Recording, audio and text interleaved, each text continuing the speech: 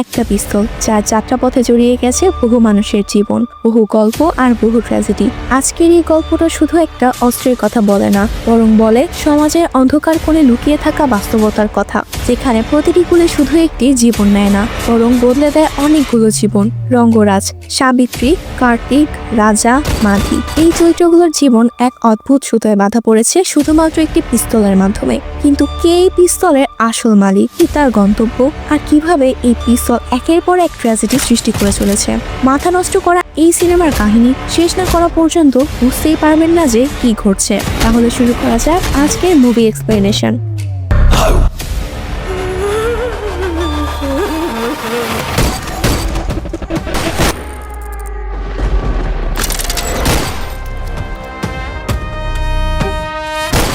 Cinema শুরু হয় রঙ্গরাজ নামে এক ব্যক্তিকে দিয়ে। সেই গ্রামের একজন বেশ ধনী ব্যক্তি। তার অনেকগুলো আম গাছ আছে। তার সেই আম বাগানের পাশে একটি রাস্তা রয়েছে, আর সেই রাস্তার কাছে একটা স্কুল রয়েছে। স্কুলের প্রায় সব দুষ্ট পোলাপাই রঙ্গরাজের আম গাছের দিকে নজর রাখে। তাদের মধ্যে একজন ফাজিল পোলার নাম হলো সুদর্শন, যে কাছের এক বস্তিতে থাকে। প্রতিদিন স্কুলে যাওয়ার পথে সে আমগুলোর দিকে লোভী চোখে তাকায়। কিন্তু রঙ্গরাজ সবাইকে বলে দিয়েছে, কেউ তার আমের দিকে হাত বাড়ালে সেই হাত ভেঙে দিবে। কিন্তু পোলাপাইন তো পোলাপাইনি, যা করতে না করবে সেটাই বেশি করে করবে। তো একদিন সন্ধ্যায় বাড়ি আসার পথে সুদর্শনের চোখ পড়ে এক পাকা আমের উপর। আশপাশ না দেখে সে গাছে উঠে যায় আম পাড়তে। যা হবার ঠিক তাই হয়। রঙ্গরাজ দেখে ফেলে। পোলাপাইনদের জ্বালায় মাথা ঠিক রাখতে না পেরে আমাদের গুণধর রঙ্গরাজ পিস্তল বের করে থামাথাম গুলি চালায়।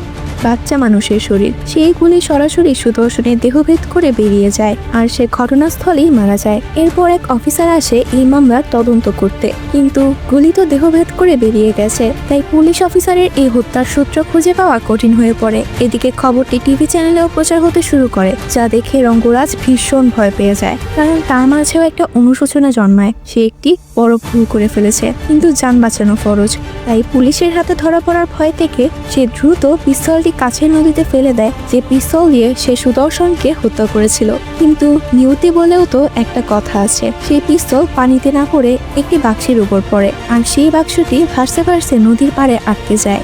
এরপর সেখানে কেউ একজন পিস্তলটি কুড়িয়ে নেয়, কিন্তু কে সেই ব্যক্তি তা তখন আমাদের জানানো হয় না। এখান থেকে গল্পের আসল মোড় শুরু হয়। এরপর আমরা দেখতে পাই এক নববিবাহিতা মেয়ে মাধিকে, যার স্বামীর নাম অর্জুন। আজ তাদের বিয়ের প্রথম রাত, তাই মাধি খুব খুশি। মাধির বাড়িতে সম্পদ নামে এক লোক আছে, কিন্তু কাজের লোক হলে কি হবে, তার কুনজর রয়েছে মাধির উপর। সে লুকিয়ে মাধির দিকে তাকিয়ে থাকে, যা মাধি লক্ষ্য করলেও বিশেষ গুরুত্ব দেয় না। সে তার ঘরে গিয়ে লাইট বন্ধ করে ঘুমিয়ে পড়ে। কিছুক্ষণ পর অর্জুন আসে এবং তারা একসঙ্গে সময় কাটায়।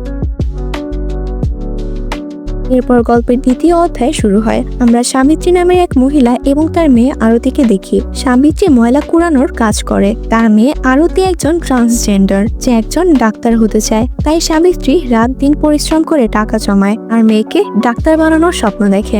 এই জন্য সাবিত্রী মূর্তি নামে এক দালালের কাছ থেকে 80,000 টাকা ঋণ নেয়। কিন্তু মূর্তি ভালো মানুষ নয়, নিজের টাকা ফেরত পেতে সে যে কোনো রকমের কাজ করতে পারে। সাবিত্রীও এটা জানে, তাই সে সবসময় ভয় থাকে তার কাছে টাকা নেই, যদি মূর্তি তার বা তার মেয়ের খারাপ কিছু করে ফেলে। এবার আমরা রাজা নামের নতুন একটি ক্যারেক্টারের সাথে পরিচিত হব। তার স্ত্রী রিচেল দীর্ঘদিন ধরে কিডনি সমস্যায় ভুগছে। এখন সে এমন অবস্থায় পৌঁছে গিয়েছে যে কিডনি ট্রান্সপ্লান্ট ছাড়া বাঁচানোর কোনো উপায় নেই। রাজা খোঁজ খবর নিয়ে জানতে পারে হাসপাতাল থেকে একজন কিডনি দাতা পাওয়া গেছে, কিন্তু ট্রান্সপ্লান্টের জন্য 15 লাখ টাকা লাগবে। এত টাকা জোগাড় করা সহজ নয়, আর টাকা আগামীকালই জমা দিতে হবে। রাজা খুব চিন্তিত হয়ে পড়ে। সে রিচেলের কাছে যায়। রিচেল বুঝতে পারে যে টাকা জোগাড় করা কঠিন হয়ে পড়েছে। সে রাজার কাছে অনুরোধ করে তার পরিবারের সঙ্গে যোগাযোগ করতে, কিন্তু রাজা জানায় যে তার পরিবার কোনো সাহায্য করবে না, কারণ রাজা এবং রিচেল পরিবারকে না জানিয়ে বিয়ে করেছিল, আর রিচেলের বাবা এটি এখনো মেনে নেয়নি। যখন তিনি জানতে পারেন, তখন তিনি রিচেলকে বাড়ি থেকে বের করে দেন। সেই থেকে রিচেলের পরিবারের সঙ্গে তাদের আর কোনো সম্পর্ক নেই।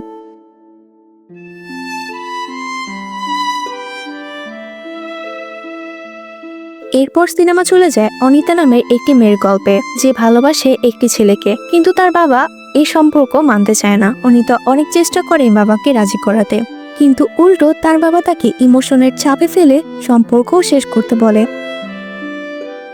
একদিন তার বাবা গাড়িতে করে কোথাও যাওয়ার সময় একটি ফোন কল পায়। ফোনে তার ছেলে জানায় যে অনিতা তার পছন্দের ছেলেকে বিয়ে করতে কোর্টে গেছে। এটি শুনে অনিতার বাবা প্রচন্ড রেগে যান এবং তার ছেলেকে দ্রুত কোর্টে পৌঁছাতে বলেন। তিনি নিজেও দ্রুত গাড়ি চালিয়ে সেখানে যাওয়ার চেষ্টা করেন, কিন্তু অতিরিক্ত গতিতে গাড়ি চালানোর কারণে তিনি নিয়ন্ত্রণ হারিয়ে ফেলেন এবং কার্তিক নামের এক যুবকের বাইককে ধাক্কা মারেন। যদিও কার্তিক গুরুতর আহত হননি, তবে তার বাইক ক্ষতিগ্রস্ত হয় এবং সে মাটিতে পড়ে যায়।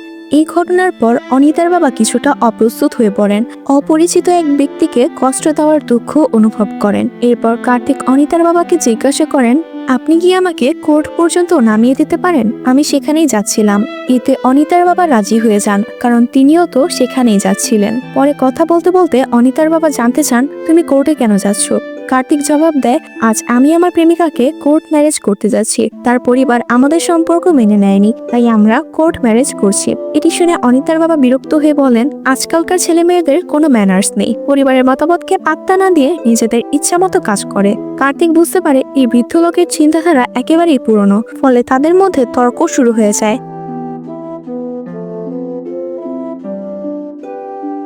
অন্যদিকে সিনেমা আমাদের আবার নিয়ে যায় সাবিত্রীর গল্পে।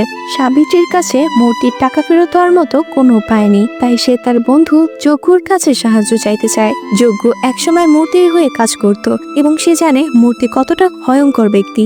সাবিত্রী ও যজ্ঞ একসঙ্গে টাকা জোগাড়ের চেষ্টা করে, কিন্তু কোথাও থেকে কোনো উপায় পায় না। একদিন ময়লা কুড়াতে কুড়াতে সাবিত্রী একটি পিস্তল খুঁজে পায়। সে পিস্তলটি যজ্ঞর কাছে নিয়ে গিয়ে বলে, আমাকে সাহায্য করো, এই পিস্তলটা বিক্রি করে দাও, আমি এই টাকা দিয়ে ঋণ শোধ করব। কিন্তু পিস্তল বিক্রি করা এত সহজ নয়, তাই যজ্ঞ নিজের 10,000 টাকা সাবিত্রীকে দেয় এবং বলে, এই টাকা দিয়ে আগে মূর্তিকে কিছুটা পরিশোধ করো, পরে আমরা বাকি টাকা জোগাড় করব। কিন্তু তখন খুব দেরি হয়ে গেছে। মূর্তি এতটাই নিচে নেমে যায় যে সে সাবিত্রীর মেয়ে আরতিকে রেপ করে। এই খবর জানার পর সাবিত্রী পুরোপুরি ভেঙে পড়ে।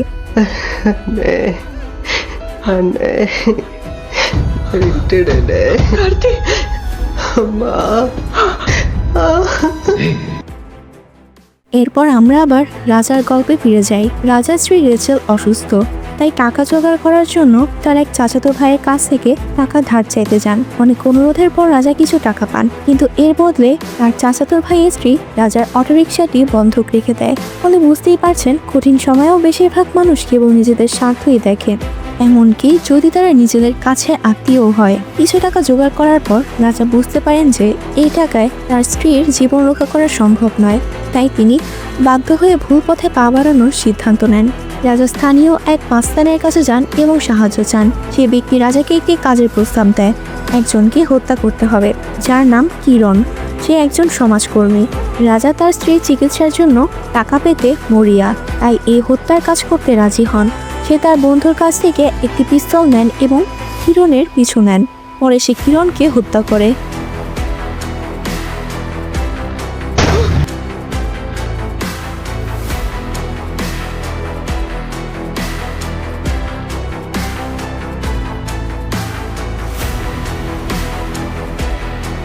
এরপর আমরা আবারও মাধির গল্পে ফিরে যাই। মাধি তার স্বামী অর্জুনের কাছ থেকে ভালোবাসা পাচ্ছিলেন না, যদিও তাদের মধ্যে স্বাভাবিক দাম্পত্য সম্পর্ক ছিল এবং তারা একসঙ্গে বেশ কয়েকবার অন্তরঙ্গ মুহূর্তও কাটিয়েছিলেন। তবে দিনের বেলা বা সাধারণ সময়গুলোতে অর্জুন মাধিকে একদমই ভালোবাসতেন না বা তার প্রতি কোনো রকমের আবেগ প্রকাশ করতেন না। এটি মাধির জন্য অত্যন্ত কষ্টকর ছিল। প্রায় 1 মাস পর মাধি জানতে পারেন যে তিনি গর্ভবতী। তবে আশ্চর্যের বিষয় হলো, তিনি এই খবরেও খুশি হতে পারেননি, কারণ তিনি বুঝতে পারছিলেন কিছু একটা ঠিক নেই। এক রাতে হঠাৎ মাধি লক্ষ্য করেন যে অর্জুন বিছানায় নেই। তিনি অর্জুনকে খুঁজতে গিয়ে নিচের একটি ঘরে পৌঁছান এবং সেখানে গিয়ে তিনি এমন একটি দৃশ্য দেখেন যা তার গোটা জীবন বদলে দেয়। তিনি দেখেন অর্জুন এবং তাদের কাজের লোক সম্পদ একান্তে রয়েছে, অর্থাৎ তারা সমকামী। অর্জুন কখনো মাধিকে এই সত্য জানায়নি। অর্জুন লজ্জায় পড়ে যায় এবং মাধির সামনে এসে বলে, তুমি যা দেখছো সেটাই সত্যি।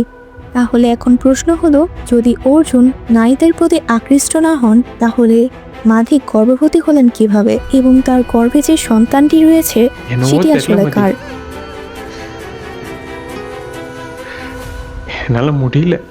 আমরা আবার ফিরে আসি কার্তিক ও অনিতার বাবার মধ্যে চলমান তর্কে।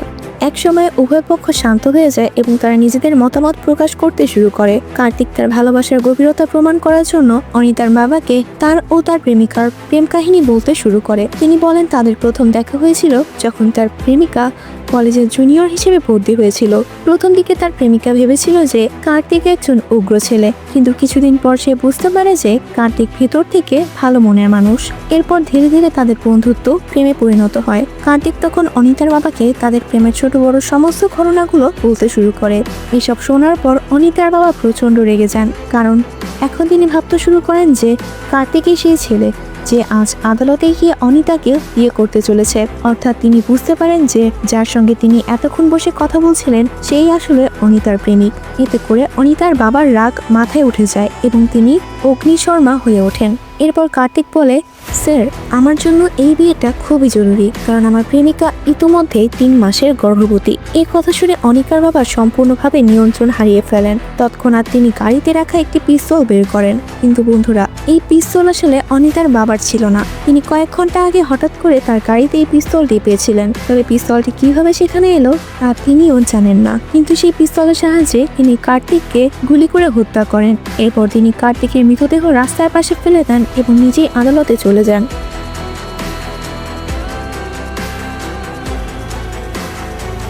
কিন্তু আদালতে পৌঁছানোর পর একটি চমকপ্রদ সত্য প্রকাশ পায়। অনিতার বাবা আদালতে গিয়ে দেখেন তার মেয়ে অনিতা ইতিমধ্যে তার প্রেমিককে বিয়ে করেছে। অর্থাৎ যে ছেলেকে তিনি এতক্ষণ ধরে অনিকার প্রেমিক ভেবেছিলেন এবং যাকে তিনি হত্যা করলেন, সে আসলে অনিতার প্রেমিক ছিল না, বরং কার্তিক ছিল অন্য একটি মেয়ের প্রেমিক, যে আজ আদালতে অন্য কাউকে বিয়ে করতে এসেছিল। এই সত্য জানার পর অনিতার বাবা সম্পূর্ণ হতবাক হয়ে পড়েন। অনিতার বাবা এতদিন ধরে ভাবছিলেন তার সবচেয়ে বড় দুঃখ হবে যখন তার মেয়ে তার বিরুদ্ধে গিয়ে বিয়ে করবে, কিন্তু এখন তার চেয়েও বড় দুঃখ তার মনে দগদগ করছে, কারণ তিনি একজন নিরপরাধ ছেলেকে হত্যা করেছেন।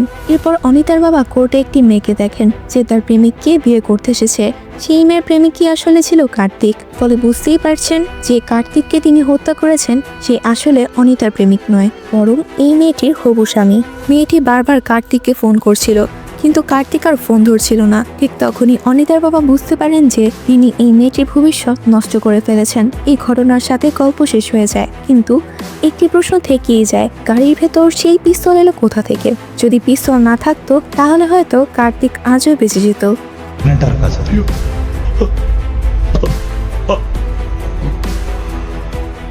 এবার দেখা যাক সাবিত্রীর গল্প। সাবিত্রী তার মেয়ের সাথে হওয়া ঘটনাটি সহ্য করতে পারেনি। তার মেয়ে আরতি রেপের শিকার হয়েছে। সে ভেঙে পড়ে। একজন মা হয়ে সাবিত্রী তার মেয়ের এই অবস্থা দেখতে পারছিলেন না। নিজেকে অসহায় মনে হচ্ছিল, তার মনে হচ্ছিল যেন আত্মহত্যা করে ফেলেন। কিন্তু শেষ পর্যন্ত তিনি প্রতিশোধ নেওয়ার সিদ্ধান্ত নেন। আর এই সময় সাবিত্রী একটি পিস্তল পেয়ে যান। তারপর তিনি যজ্ঞকে ফোন করে বলেন, আমি মূর্তিকে খুন করতে যাচ্ছি, আমি চলে গেলে আমার মেয়েকে দেখে রেখো। এরপর সাবিত্রী সরাসরি মূর্তির ডেরায় গিয়ে তাকে গুলি করে হত্যা করে। এভাবে মূর্তি তার কৃতকর্মের শাস্তি পেয়ে যায়। কিন্তু মূর্তির লোকেরা সাবিত্রীকে মেরে ফেলতে চাইলে যজ্ঞ এসে সাবিত্রীকে রক্ষা করে। এদিকে মূর্তির ডান হাত, যে এতদিন তার জায়গা নেওয়ার অপেক্ষায় ছিল, সে দলের নেতা হয়ে যায়। সে মূর্তির মৃতদেহ একটি কাপড়ে মুড়ে নদীতে ফেলে দেয়। এখানে এই গল্পের কাহিনী শেষ। কিন্তু আবারও সেই একই প্রশ্ন, সাবিত্রী কোথা থেকে পিস্তল পেলেন? এর উত্তরও আমরা পরে জানব।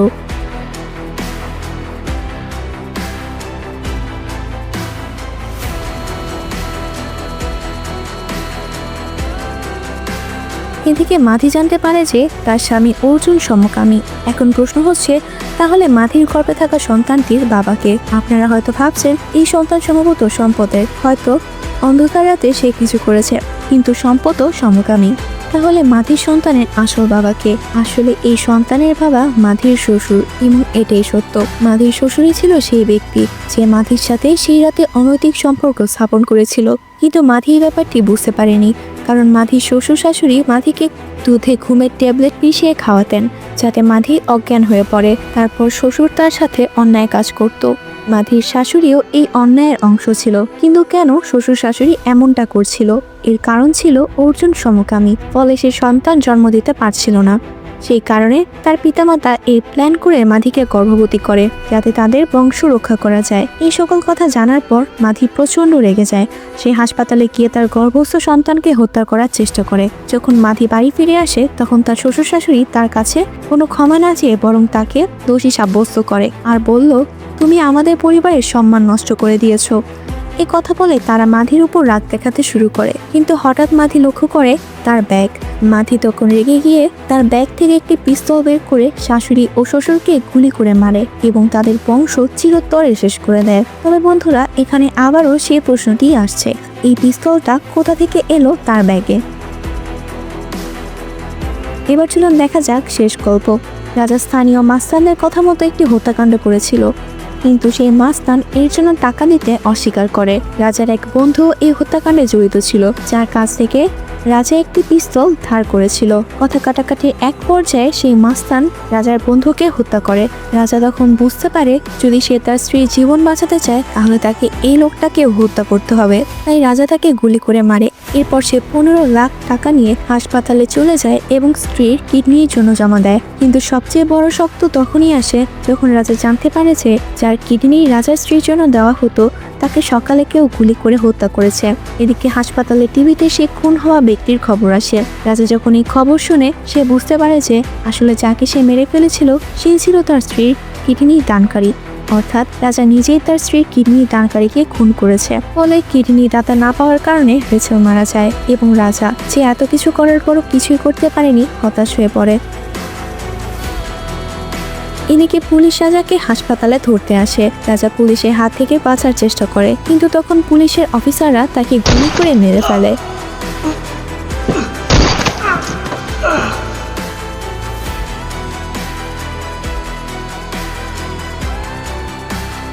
এবার এই মুভির সবচেয়ে বড় টুইস্ট এই পিস্তলের কথায় আসি। এটাই সেই পিস্তল যা 4টি গল্পের মধ্যে বারবার ব্যবহৃত হয়েছে। প্রথমেই আমরা দেখেছি রঙ্গরাজ সেই পিস্তল নদীতে ফেলে দিয়েছিল, কিন্তু একটি বাক্সে ভেসে পিস্তল তীরে পৌঁছায়, যেখানে কেউ এটি উদ্ধার করে। সে ব্যক্তি আর কেউ নয়, তিনি হলেন সাবিত্রী। সে সেই পিস্তল দিয়ে মূর্তিকে হত্যা করে। এরপর মূর্তির ডান হাত সেই পিস্তলটি রাস্তায় পার্ক করা একটি গাড়িতে লুকিয়ে রাখে, যাতে খুনের প্রমাণ মুছে ফেলা যায়। তবে সেই গাড়িটি আর অন্য কারো গাড়ি ছিল না, তা ছিল অনিতার বাবার গাড়ি। আর তাই অনিতার বাবা জানতেন না যে পিস্তলটি তার গাড়িতে কিভাবে এলো। সেই পিস্তল দিয়ে কার্তিককে তিনি হত্যা করেন। কিন্তু যখন তিনি আদালতে পৌঁছান তখন অনিতার বাবার গাড়ি ড্রাইভার তার গাড়ি নিয়ে চলে আসে, আর সেই ড্রাইভার ছিল রাজার বন্ধু, যার কারণে সেই পিস্তল রাজা ধার করেছিল। রাজা তার স্ত্রীর কিডনি দাতা ও স্থানীয় মাস্তানকে হত্যা করার পর হাসপাতালে যায়। এই সময় পুলিশ তাকে ধরতে আসে। খুনের প্রমাণ লুকাতে রাজা একটি ব্যাগে সেই পিস্তলটি রেখে দেয়, আর যেই ব্যাগের মধ্যে রাজা সেই পিস্তলে রেখেছিল তা ছিল মাধির ব্যাগ। তাই মাধিও হঠাৎ করে সেই পিস্তল তার ব্যাগে পেয়ে যায়। এবং সে কি করেছিল? সে তার শ্বশুর শাশুড়িকে মেরে তার সাথে ঘটা অন্যায়ের প্রতিশোধ নিয়েছে। তো বন্ধুরা, দেখে নিত একটা পিস্তলের যাত্রাপথে কতগুলো জীবন বদলে গেল, কতগুলো হৃদয় ভেঙে টুকরো টুকরো হয়ে গেল। এই গল্পটা শুধুমাত্র একটি অস্ত্রের নয়, বরং আমাদের সমাজেরই আয়না, যেখানে ঘৃণা, হিংসা, অন্ধকার এবং লোভ মানুষের জীবনকে গ্রাস করে ফেলে। রঙ্গরাজ থেকে মাধি পর্যন্ত প্রতিটি চরিত্রের সংগ্রাম আমাদের মনে করিয়ে দেয় যে প্রতিটা সিদ্ধান্তেরই একটি পরিণতি আছে, এবং সেই পরিণতি কতটা ভয়ানক হতে পারে তা আমরা এই গল্পেই দেখলাম। এই গল্পটা আপনাকে কি মনে করিয়ে দিল? আপনার মন্তব্য কমেন্টে জানান। আর যদি ভিডিওটা ভালো লেগে থাকে তাহলে লাইক, শেয়ার করতে ভুলবেন না এবং চ্যানেলটি সাবস্ক্রাইব করুন, কারণ এমন আরও গল্প নিয়ে আমরা আবার ফিরে আসবো খুব শীঘ্রই। ততক্ষণ পর্যন্ত ভালো থাকুন, দেখা হবে পরের ভিডিওতে।